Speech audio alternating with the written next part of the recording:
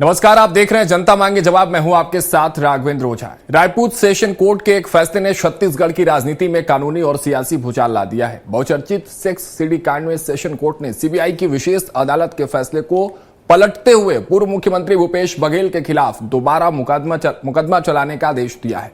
मार्च 2025 में मिली राहत अब खत्म हो गई है। भूपेश बघेल ने इस आदेश को हाईकोर्ट में चुनौती देने का भी ऐलान किया है। वहीं भारतीय जनता पार्टी का कहना है कि ऐसे मामले में राजनीति नहीं होनी चाहिए। आज इसी मुद्दे पर चर्चा करेंगे, पहले रिपोर्ट देखते हैं।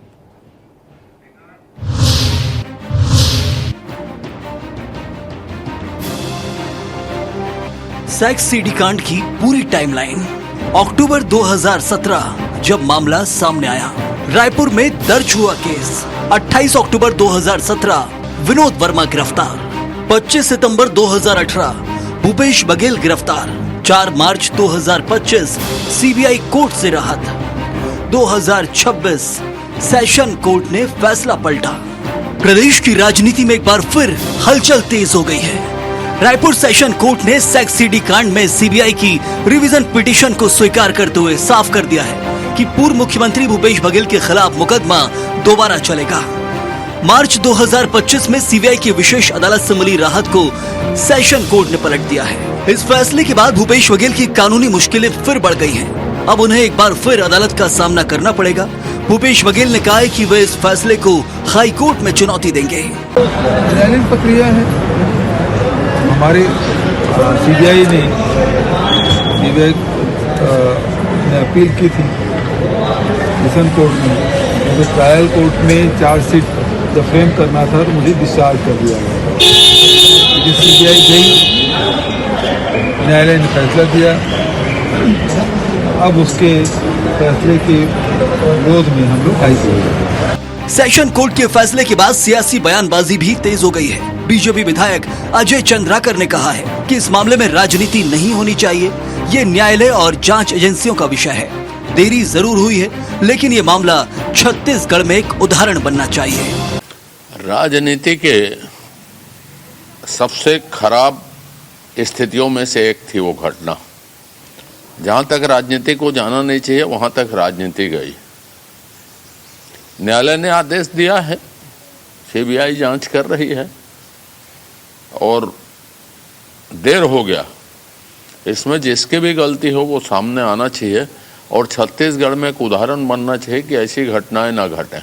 बहरहाल जिस सेक्स सीडी कांड में मार्च 2025 में भूपेश बघेल को राहत मिली थी, वही मामला अब उनके लिए फिर से बड़ी चुनौती बन गया है। हाईकोर्ट में जाने की तैयारी के बीच सबसे बड़ा सवाल यही है, क्या हाईकोर्ट से भूपेश बघेल को राहत मिलेगी या फिर सेशन कोर्ट के फैसले के बाद उन पर कानूनी शिकंजा और कसता जाएगा।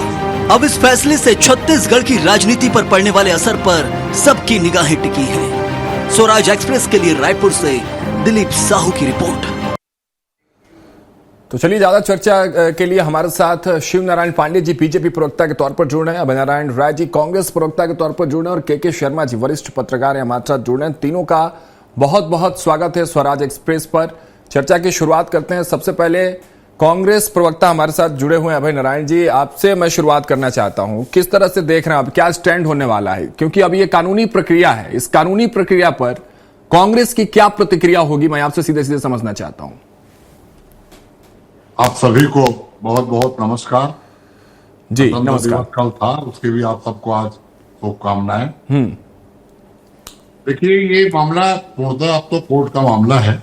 ठीक है। कोर्ट के फैसले के खिलाफ, सीबीआई विशेष न्यायालय के खिलाफ सेशन कोर्ट के अब जो अपील में सीबीआई गई थी उसका फैसला आया है। उसमें संभावनाएं हैं आगे जाने की। तो भूपेश बघेल जी ने आज बयान भी दिया है कि इसको लेकर हाईकोर्ट जाएंगे। तो मामला कोर्ट का है, कोर्ट के विचाराधीन था, अपील थी और एक कोर्ट ने उसको खत्म किया, दूसरे कोर्ट ने उसको स्वीकार किया। अब तीसरी अदालत, चौथी अदालत में जो भी फैसला आएगा तो न्यायालय का फैसला में न्याय होगा। मैं दूसरी बात कहना चाहता हूं कि 17 का ये मामला है। राजेश मूणत जी उसमें मंत्री थे, उनका सीडी कांड उजागर हुआ। किसने बनाया, क्यों बनाया, ये जांच करने के बजाय सीधे लिपापोती करते हुए तत्कालीन रमन सिंह सरकार ने उसमें कांग्रेस को लिप्त कर दिया। विनोद वर्मा जी की गिरफ्तारी हुई, भूपेश बघेल जी की गिरफ्तारी हुई, बहुत नाटकीय ढंग से गिरफ्तार करके उनको रायपुर लाया गया। तो भारतीय जनता पार्टी 17-18 में भी वही काम कर रही थी जो आज कर रही है। कांग्रेस के चेहरों को बदनाम करने का काम कानून के माध्यम से, FIR के माध्यम से लगातार प्रयास कर रही है। न 15 साल में कोई विकास बताने का कोई काम है, न 2 साल में विकास बताने का कोई काम है। विकास के कोई मुद्दे नहीं है, कोई काम नहीं हो रहा है। जनता, किसान त्रस्त हैं। आज किसान सोच रहे हैं कि 31 जनवरी के बाद डेट बढ़ेगी कि नहीं, लेकिन डिबेट करना पड़ रहा है हमको उन कारनामों पे जो भारतीय जनता पार्टी ने जबरदस्ती कांग्रेस पे थोपा है। तो जनता का ध्यान हटाने के लिए, मुद्दों से भटकाने के लिए इस तरह के मामले लाए जाते हैं। और वो उस सरकार में भी वही काम हो रहा था, आज की 2 साल के सरकार में भी यही कार्यक्रम का काम हो रहा है। लेकिन हमको न्यायालय पे भरोसा है, जहां जिसको भी न्याय मिलेगा न्यायालय से ही मिलेगा, तो न्याय होगा। हम न्यायालय पे भरोसा करते हुए इंतजार करेंगे कि हाई कोर्ट का रूप क्या रहता है, और सेशन कोर्ट में भी इसका मुकाबला करेंगे जिस तरह सीबीआई। नहीं, अभय नारायण जी एक चीज स्पष्ट करिए, फिर शिव नारायण जी के पास में जाऊंगा। जांच सीबीआई कर रही है, मामला न्यायालय में है, तो बार बार ये राजनीतिक बदले वाली जो आप लोग बात करते हैं वो मुझे अब नहीं समझ में आता है। मामला न्यायालय में अच्छी बात है, मैंने इसीलिए आपने राजनीतिक प्रतिक्रिया मैंने शुरू में नहीं मांगी, मैंने पूछी कि इस पे, इस न्यायिक प्रक्रिया पर आपकी क्या प्रतिक्रिया है। तो ये राजनीतिक बदले वाली जो बात आप लोग करते हैं, चाहे इधर से चाहे उधर से, वो इस मामले में मुझे नहीं समझ में आया। देखिए, न्यायालय तो न्याय कर रहा है, सीबीआई कोर्ट ने न्याय किया, आज सेशन में अपील पर कार्रवाई की। लेकिन ये जो FIR दर्ज होता है तत्कालीन सरकारों के आदेश पर होता है। अच्छा, पुलिस करती है। पुलिस का जो दुरुपयोग शुरू से संवैधानिक संस्थाओं का दुरुपयोग, प्रशासनिक संस्थाओं का दुरुपयोग, बदले की भावना से जो केंद्र की वर्तमान सरकार और रमन सिंह की तत्कालीन सरकार और विष्णुदेव साय की वर्तमान सरकार कर रही है, पूरे भारत में भी काट नहीं मिलेगा आपको।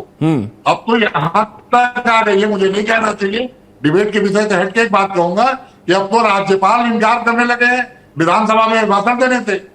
जहां विपक्ष की सरकारें हैं, अभिभाषण राज्यपाल को देना होता है, राज्यपाल इनकार करने लग गए हैं। यहां तक कि संवैधानिक संस्थाओं पे प्रश्न चिन्ह खड़ा करने का काम चल रहा है। तो ये जो पूरे शंकराचार्य जी के साथ क्या होना है उसको भी देश देख रहा है। भूपेश बघेल, नहीं चलिए, अभी भूपेश बघेल जी के जो साथ हो रहा है उस पर हम बात कर रहे हैं। शंकराचार्य जी पर जो कुछ हुआ उस पर हमने बहुत पहले बात की और आगे भी बात होगी, लेकिन अभी भूपेश बघेल पे जो हो रहा है उस पर हम बात कर रहे हैं। शिवनारायण जी, आपके पास आता हूं। सवाल वही जो कांग्रेस लगातार उठा रही है कि ऐसे मतलब क्या आन पड़ी। ये तो ऐसा ही हो गया कि किसी जो जख्म भर गया था उसको वापस कुदेरा जा रहा है। 9 साल पहले का मामला, अचानक से फिर से सीबीआई की एंट्री और फिर इस तरह के जो मामले फिर से ट्रायल शुरू हो रहे हैं। तो कुल मिला जुलाकर सवाल ये कि आखिर इसकी आवश्यकता, इसकी कवायद आखिर क्यों की गई। माननीय भूपेश बघेल ने जब सीबीआई की विशेष न्यायालय से डिस्चार्ज हुए तो उन्होंने एक शब्द कहा था और वो राष्ट्रीय घोष है, सत्यमेव जयते। सेशन कोर्ट ने अभी जो फैसला दिया है उसमें हम सबको बोलना चाहिए सत्यमेव जयते।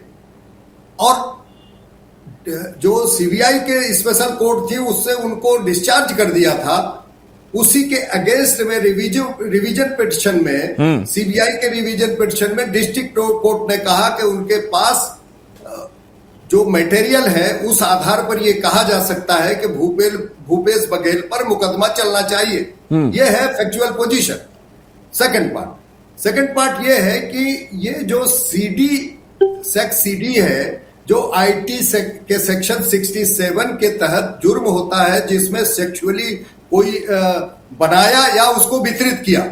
मैं एक तथ्य देता हूं श्रीमान कि आप मुझे बताइए कि भूपेश बघेल ने उस सीडी की कॉपी को पत्रकार वार्ता में बांटा था कि नहीं बांटा था, यह पब्लिक डोमेन में है।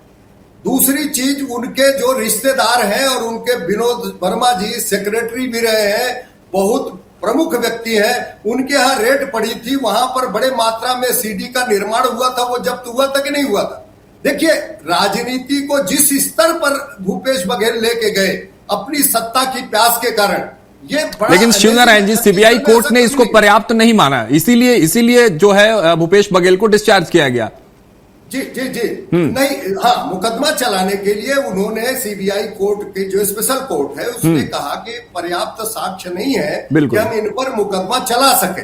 देखिए, 2 चीज होती है, डिस्चार्ज होता है, दूसरा एक्विटल होता है। डिस्चार्ज प्राइमा फेसाई ये देखती है कोर्ट कि सफिशिएंट एम्पल मटेरियल है कि नहीं उसके अगेंस्ट में। सेकंड बात ये होती है कि अगर जब उसका ट्रायल होता है, अगर मान लीजिए नहीं हुआ तो डिस्चार्ज करती है। डिस्चार्ज के अगेंस्ट में जो अदर पार्टी है वो दूसरे हायर कोर्ट में जा सकती है। इसमें सीबीआई हायर कोर्ट में गई, डिस्ट्रिक्ट कोर्ट में गई, उससे बड़े कोर्ट में गई और उन्होंने सारी चीजों का परीक्षण करने के बाद ये पाया कि पर्याप्त आधार है भूपेश बघेल के विरुद्ध जो है मुकदमा चलाने का, और वही ऑर्डर हुआ है। बहुत राजनीतिक मामला नहीं है। भारतीय जनता पार्टी के 1000 अपराध मनगढ़ंत ढूंढने की आवश्यकता नहीं है। जो फैक्चुअल पोजीशन है, अवध नारायण शर्मा जी वरिष्ठ व्यक्ति है, उनको यह सामने में लाना चाहिए। एक एक विषय में भारतीय जनता पार्टी जवाब देने की स्थिति में है। हमारा कोई इंटेंशन, लेकिन एक बताइए कि एक प्रतिष्ठित व्यक्ति की इज्जत के साथ जो खिलवाड़ हुआ, जो वहां पे मंत्री था, कौन सी राजनीतिक धारा भूपेश बघेल और उनके साथी चलाना चाहते थे? कांग्रेस कौन सी राजनीति छत्तीसगढ़ में करना चाहती थी? ठीक है। और आपने जांच की मांग की थी, जांच की स्वतंत्र एजेंसी ने जांच करके चार्जशीट पेश की, वो मुकदमा न्यायालय में चल रहा है। भारतीय जनता पार्टी तो हर हालत में विक्टिम बन रही है। सत्ता में हो तब विक्टिम बनाने की कोशिश करते हैं। और ये जिस प्रकार की राजनीति भूपेश बघेल ने शुरू की छत्तीसगढ़ में, बहुत अच्छा हुआ, भगवान का बहुत शुक्र है कि पकड़ में आ गए। सारा का सारा दूध का दूध, पानी का पानी हो जा रहा है। ठीक है, अभय नारायण जी एक छोटा सा जवाब लेते हैं, फिर के शर्मा जी आपके पास मैं आऊंगा, विस्तृत जानकारी आपसे लूंगा इस पूरे मुद्दे पर। अभय नारायण जी देखिए, शिवनारायण जी साफ तौर पर कह रहे हैं पहले आधार नहीं मिले थे, अब सीबीआई ये कह रही है कि अब आधार है उसके पास। आपको मैं पूरे वक्तव्य वो बता देता हूं। जनवरी 2026 में जो सेशन कोर्ट ने सीबीआई की अपील पर क्या कुछ कहा है वो मैं आपको सुनाता हूं, उसके बाद आपसे सवाल लेता हूं। सेशन कोर्ट ने यह कहा कि निचली अदालत ने सबूतों का पर्याप्त मूल्यांकन नहीं किया, इसलिए ट्रायल होना चाहिए। तो फिर इसमें अनफेयर क्या लग रहा है कांग्रेस को?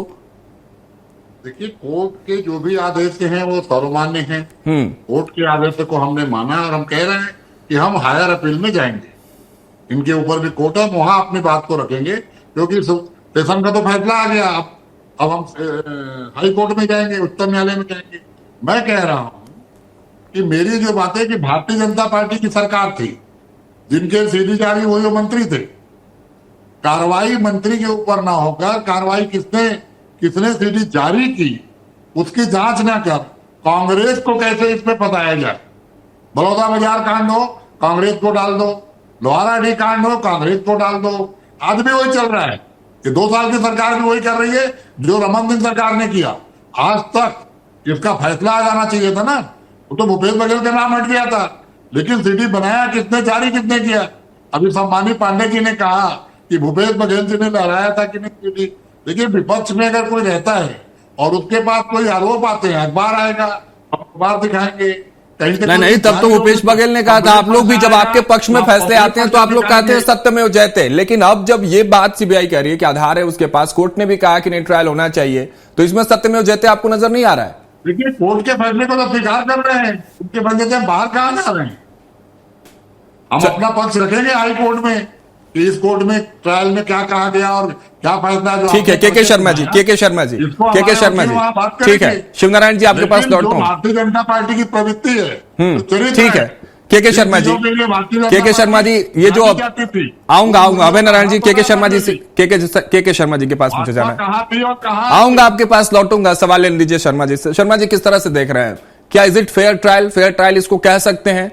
क्या एक जनरल प्रोसेस है ये कानूनी प्रक्रिया में? क्योंकि जो कांग्रेस सवाल उठा रही है कि 9 साल बाद इस तरह से जख्म को हरा करने की कोशिश और राजनीतिक बदला, तमाम बातें हो रही हैं। पक्ष विपक्ष की दोनों बातें आप सुन रहे थे, किस तरह से देख रहे हैं इस पूरे मामले को? और मेरा तो सीधा सवाल है कि क्या ये फेयर ट्रायल है या नहीं?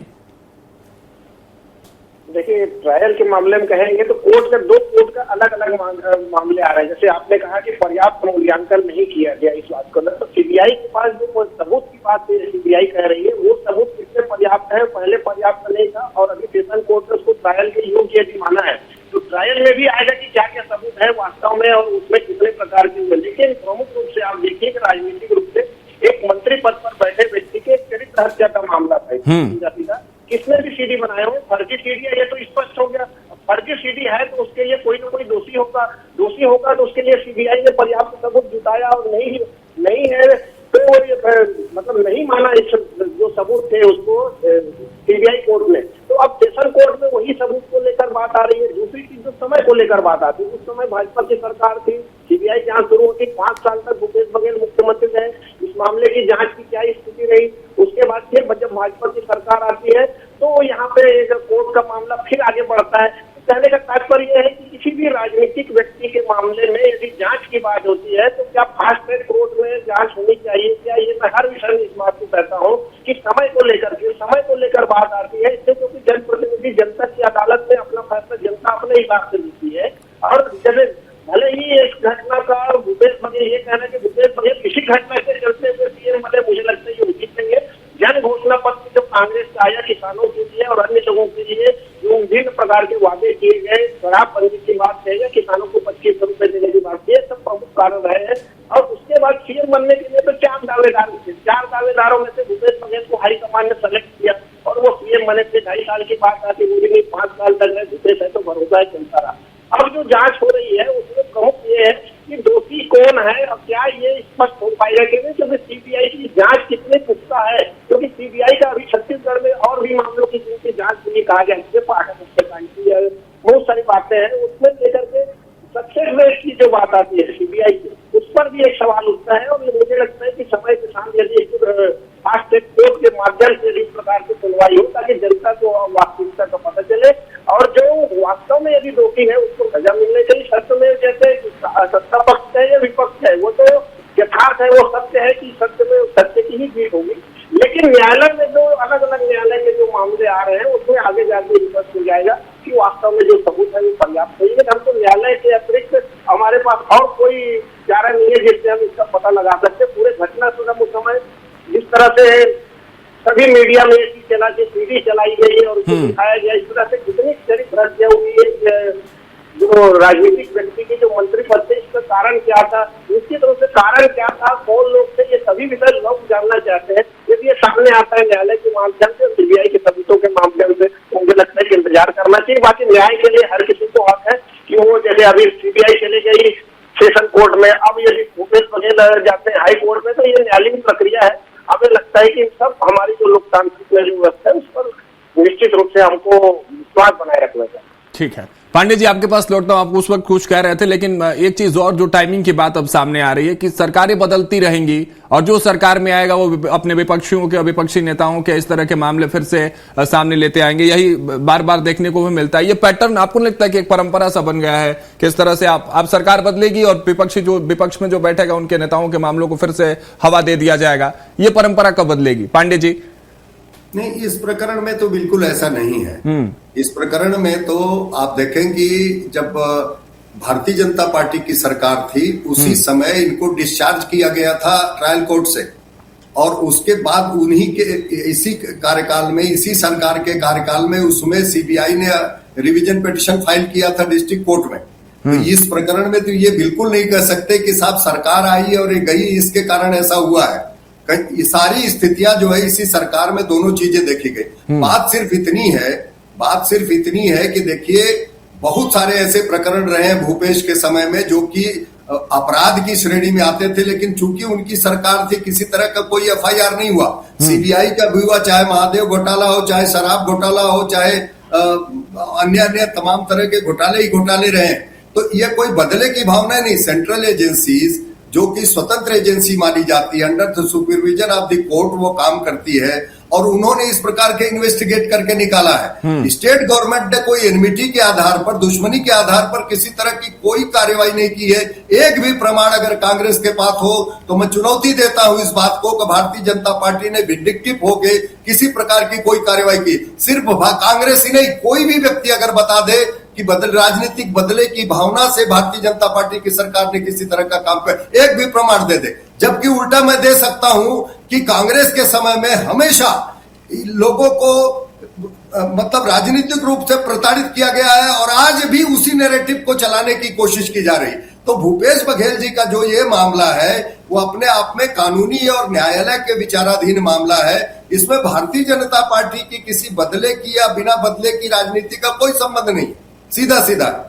ठीक है अभय नारायण जी कह रहे हैं कोई बदले की भावना नहीं है, लेकिन कांग्रेस क्या कर रही है? क्योंकि देखिए कोर्ट में भी जब आप पहुंचेंगे तो सबूत के आधार पर न्यायालय चलेगा भैया। तो क्या कोई इंटरनल सत्यापन आप कांग्रेस पार्टी कर रही है? कोई इंटरनल इन्वेस्टिगेशन आपके अंदर पार्टी के अंदर जारी है? जांच की जो प्रक्रिया जो है इंटरनल आंतरिक में पूछ रहा हूं आपसे, क्या कुछ कांग्रेस के भीतर चल रहा है? शिवनारायण पांडे जी ने कहा ना, मैं तो उस समय यही कह रहा था अगले वक्तव्य में कि भारतीय जनता पार्टी में बहुत बदलावट आ गई है। वो भारतीय जनता पार्टी अटल बिहारी वाजपेयी आडवाणी की पार्टी नहीं रही पांडे जी। अब अमित शाह और नरेंद्र मोदी की भारतीय जनता पार्टी है। केवल बदला और बदलापुर का काम चल रहा है, यही नहीं, छत्तीसगढ़ में नहीं, भूपेश बघेल के साथ नहीं, पूरे देश में चल रहा है। जहां विपक्ष की सरकारें हैं वहां केवल और केवल बदलापुर। अब हम आते हैं कांड पर। सत्य में जैसे है और रहेगा, सत्य की जीत होगी। सत्य कभी पराजित नहीं होता, परेशान होता है। भूपेश बघेल चेहरा है जिन्होंने 18 में आपको खारिज किया। तो ये परेशानी आपको 2026 में नजर आई जब वापस सेशन कोर्ट में ट्रायल शुरू होना था। 2018 से 2023 जब भूपेश बघेल सरकार में थे, तब आप हाईकोर्ट क्यों नहीं चैलेंज करने चले गए साहब? किस चीज का चैलेंज करते? जब तक फैसला अपील का नहीं आएगा, तो अब फैसला आया, आप जाएंगे हाईकोर्ट में। और मैं तो पूछ रहा हूँ सीबीआई क्या कर रही है? सीबीआई ने इस केस को लिया है, 17 से लिया है, आज 26 आ गई। सीबीआई ने क्या जांच की? सीबीआई ने क्या पाया? आपकी दलीलें तो ठहरी नहीं, अब कौन सी नई दलील लेके आ पाए हैं? फिर भी कोर्ट ने फैसला दिया है। कोर्ट के फैसला सर्वमान्य है और कोर्ट के खिलाफ अपील उच्च कोर्ट में ही होती है। तो अपील होगी, समय आएगा और सत्यमेव होते ही रहेगा। आप देखिए, ये भूपेश बघेल के चेहरे पे कैसे दाग लगे, भूपेश बघेल को कैसे घेरा जाए, केवल भारतीय जनता पार्टी का एक उद्देश्य है। आज राष्ट्रीय महासचिव के रूप में अन्य प्रदेशों में भी भूपेश बघेल जा रहे हैं, वो भी इनको खटकता है।